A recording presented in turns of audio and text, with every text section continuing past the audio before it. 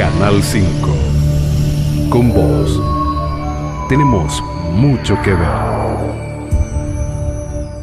20 horas, 32 minutos y tenemos el placer, como todos los jueves, de presentar al doctor Ricardo Vega con su columna de salud. Doctor, buenas noches, ¿cómo está? Buenas noches, Guillermina, buenas noches. La verdad, un placer especial, Sí. ausente, pero bueno, otras presencias fantásticas. Estamos Sí. reemplazándolo. Claro que sí, Está cubriendo fútbol, ya vamos a hablar con él seguramente. claro que sí. Doc, ¿de qué vamos a hablar hoy? Bueno, yo la verdad que tenía la idea de ampliar un poco el tema, o no sé si vale la pena clarificar, porque sugiero algunas preguntas, algunas dudas que me dejaron pensando que, bueno, se puede confundir. La vez pasada hablamos de este tema tan común, tan Sí. frecuente, que es el de las varices, y hay tantas inquietudes, y a veces resulta un poquito hasta, diría, riesgoso, peligroso, dejar un mensaje que no es el correcto, el exacto, o que no se entienda perfectamente. Entonces voy a tratar de simplificar, volviendo sobre el mismo tema, mirándolo desde otra óptica, mirándolo desde otro ángulo, pero mostrando exactamente sobre esta misma patología. Esa es un poco la idea, Guillermina. Bueno, perfecto, si podemos doctor. ir a la primera placa, con todo gusto empezamos a desarrollar el tema. Cuando uno habla de varices, y bueno, miren, esta es una foto realmente que llama mucho la atención y de algún modo desagrada. Hay algunos conceptos que nosotros vamos a, de algún modo decir, repasar, pero luego vamos a aclarar sobre todo algunos otros que no han sido probablemente explicitados con toda la extensión que uno debiera. Ya hemos dicho que una varices no es más que un problema que se origina porque tienen mucha presión las venas a nivel de los miembros inferiores. Estamos hablando de varices de los miembros inferiores, porque existen varices en el esófago, en distintos lugares, en el estómago. Estamos hablando de varices de miembros inferiores. Existe mucha presión, entonces esta vena obviamente se dilata. Si yo aumento la presión del agua entre una manguera, la manguera se dilata. Y luego, como no puedo alargar más la pierna, se empieza a hacer tortuosa por un mecanismo básico de la física para poder tener más presión sin aumentar, digamos, más aún el calibre, aumenta su longitud, pero como no aumenta la longitud de la pierna, se vuelve tortuosa. Entonces no es más que eso. Son venas que tienen mucha presión, luego vamos a ver por qué causa tienen mucha presión, y se vuelven dilatadas, gruesas, gordas y tortuosas. Y un poco es esto lo que yo quiero expresar. A nivel internacional, en todo el mundo se clasifican en distintas gradaciones las varices. Desde simples varículas, la presencia de varices ya de troncos venosos, cuando ya se empieza a edematizar, es decir, a hinchar el miembro inferior, la pierna o el muslo, es decir, todo el miembro inferior a veces. Luego cuando ya empieza a aparecer esto que se llama trastornos trofovenosos, que es otro grado, ya la piel tiene otro color, se pierde elasticidad, es ocre y pigmentaria, y finalmente termina en un último periodo, que es el de las ulceraciones, y que pudiera volver al periodo anterior cuando esa ulceración cicatriza. Habitualmente es la úlcera de las 3I, como ya habíamos expresado, en la pierna izquierda, en la parte inferior y en la parte interna a nivel del tobillo. Esta es la clasificación, lo que acabamos de decir, los distintos grados, de araña vascular, vena varicosa, edema, trastornos tróficos, úlcera cicatrizada y la úlcera no cicatrizada o abierta. Esto es lo que acabamos de expresar, lo grabamos bien a la imagen cerebral. Ahora, esto es lo que un poco yo quería hacer hincapié en esta noche con todos mis televidentes, Guillermina, con usted también. Todas las varices es todo el mismo problema, son todas iguales, es decir, es una clasificación evolutiva. ¿Qué significa esto? Si yo hoy tengo simplemente unas arañitas vasculares, menos o más que esto, voy a terminar en algún momento, si yo no me cuido de un modo adecuado, con una úlcera en mi pierna. Bueno, esto quiero decirlo de un modo rotundo, absoluto y claro: no, absolutamente no. Si bien nosotros, desde el punto de vista médico, lo ponemos en una misma bolsa, lo encuadramos en una misma patología porque tienen algunas características comunes como la hipertensión venosa, pero son enfermedades diferentes.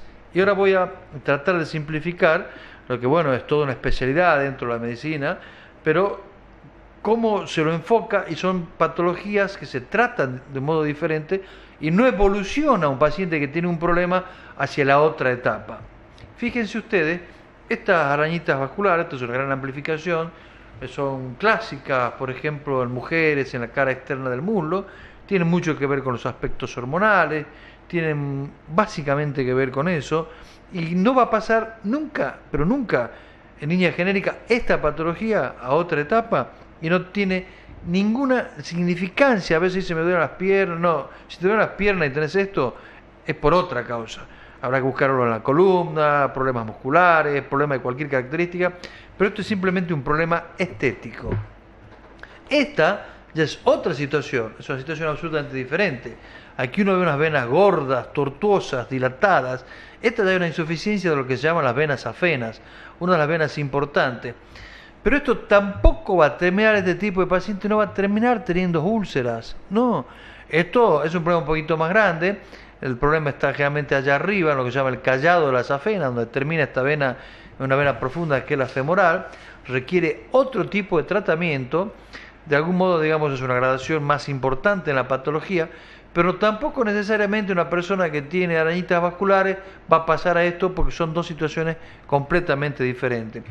Y lo que es aún más importante, que es lo que es realmente preocupante, es una persona que usted ven tiene lo que se llama la angiodermitis ocre y pigmentaria, es decir, está totalmente ocre, la pigmentación ha cambiado a nivel de la piel.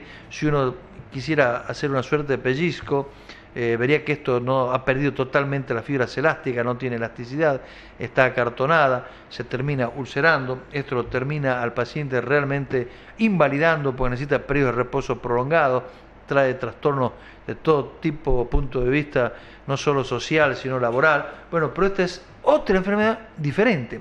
Entonces, dejar el temor de que alguien que tiene simplemente unas arañitas vasculares puede terminar porque no se trata bien o no se cuida en esto, no, nada, es absolutamente injusto. Son situaciones completamente diferentes. Sepamos, para poder entender esto, que en el miembro inferior tenemos 3 sistemas venosos. Supongamos que esto es el muslo, rodilla y la pierna, o aquí está explicitado lo que sería el músculo y la aponeurosis. Existe un sistema superficial que va por el tejido graso, digamos así, por abajo de la piel.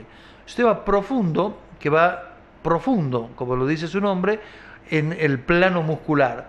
Y un tercer sistema que comunica a ambos sistemas porque perfora la aponeurosis y hace que la sangre que retorne, desde el pie obviamente va a retornar hacia el corazón derecho. Entonces, en este sentido, pero las venas superficiales orientan el flujo sanguíneo a través de las perforantes hacia las venas profundas. Esto es lo normal. Vamos a ver entonces que puede haber un sistema insuficiente superficial, esas son las venas gruesas afenas, a veces un sistema de las perforantes que está insuficiente, y esos son los pacientes que tienen trastornos tróficos, úlceras y demás. Y las varículas, que son nada, son las colaterales de las afenas, o ni siquiera son colaterales y no tienen prácticamente ninguna importancia más que la importancia estética. Y otra vez es un problema más complejo que no vamos a tocar hoy, que es una insuficiencia del sistema profundo. De cualquier manera, todas tienen como característica común, como decíamos, el sistema sanguíneo venoso retorna la sangre desde la periferia, es decir, del pie, por decirlo de algún modo, del miembro inferior hacia el corazón, y para esto actúan numerosos factores. Uno de los más importantes es la presencia de unas válvulas que tienen estas venas, que orienta el sentido e impide cerrar la compuerta valvular, que vuelva, o que haya un reflujo venoso que vuelva la sangre hacia atrás.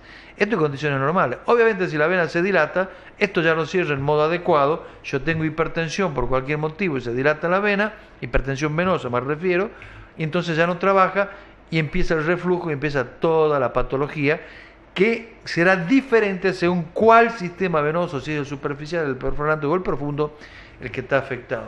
Estas arañitas vasculares, que se llaman telangiectasias desde el punto de vista médico, simplemente se tratan, lo más habitual es con inyecciones de esclerosantes, que son sustancias químicas que de algún modo producen una irritación de la pared interna de la vena, buscando que se pegue la vena. Por eso habitualmente su flebólogo luego indica un vendaje o una compresión elástica para que quede pegada la vena y no circule más la sangre, se atrofie y desaparezca esa venita. Eso es lo que se llama esclerosis de la vena o inyecciones esclerosantes.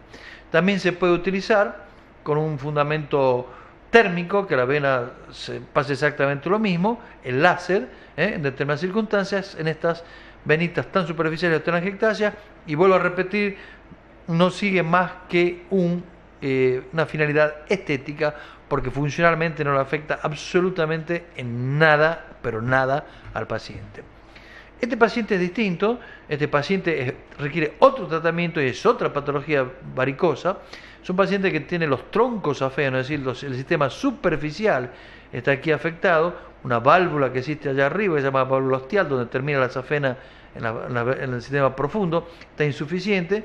Entonces, en general, a este sistema hay que sacarlo, esta vena no sirve, esta vena todo el tiempo vuelve la sangre hacia atrás, hay que hacer que desaparezca este sistema.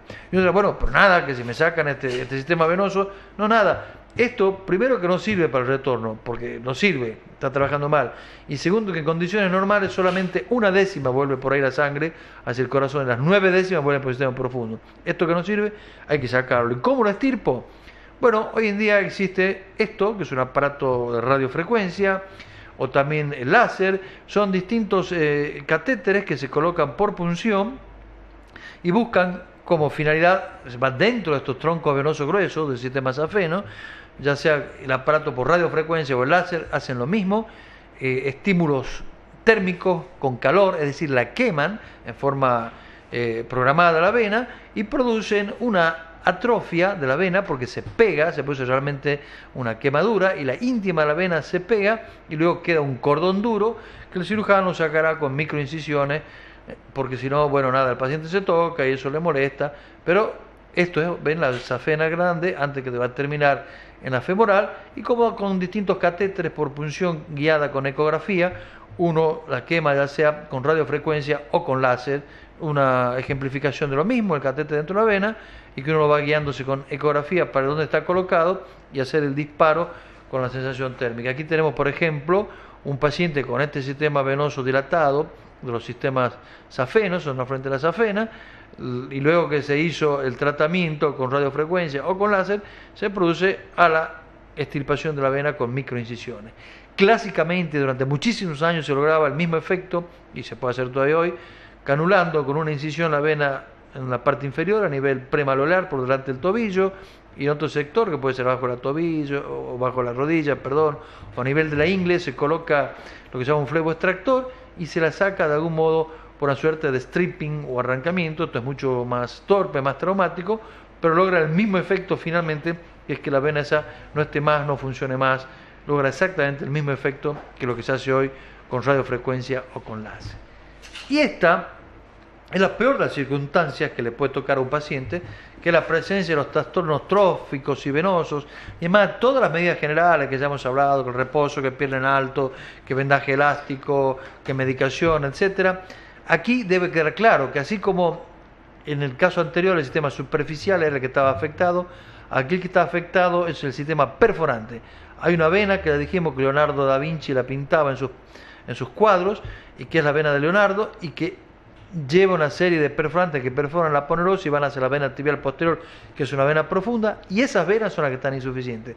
Esas venas perforantes que unen la tibial con la vena de Leonardo son las insuficientes, y esas perforantes son las que debemos desconectar, porque ellas no orientan en el sentido adecuado el flujo venoso porque sus válvulas están insuficientes. Entonces lo que debemos hacer es desconectarlas.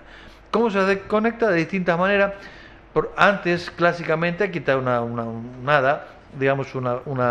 dibujo donde muestra el sistema profundo y estas venas perforantes que están insuficientes, que en lugar de llevar el flujo sanguíneo desde la superficie hacia lo profundo, esto es la aponeurosis, hacen al revés, llevan la sangre desde lo profundo hacia el superficial y producen todos estos procesos inflamatorios a nivel de la piel, depósito de sangre que cambia la coloración, las úlceras crónicas, etcétera, etcétera. Entonces, para evitar ese ariete hipertensivo, lo que debemos hacer nosotros es desconectar estas venas e eliminarlas de algún modo.